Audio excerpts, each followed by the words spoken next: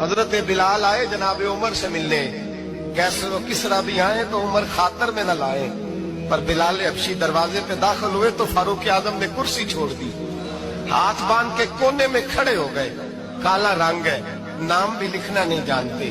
لوگ کہنے لگے عمر کون آ رہا ہے جس کے لیے تیرا اتنا استقبال ہے؟ حضرت عمر کہنے لگے چپ کر جاؤ، اس کی بات نہ کرنا، اسے آنے دو۔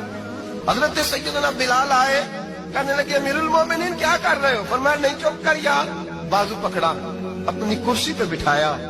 حضرت بلال کہنے لگے حضور میں غلام ہوں، مجھے تو طریقے بھی نہیں آتے ان کرسیوں پہ بیٹھنے کے، میں تو غریب ماں کا بیٹا، غلام باپ کی اولاد، یہ آپ کیا کر رہے ہیں؟ حضرت عمر کہنے لگے بلال تھا تو غلام ہی، پر جب سے مصطفیٰ کا غلام بنا ہے تو ہمارا امام بن گیا ہے، اب تو امام ہے رسول اللہ کی امت کا۔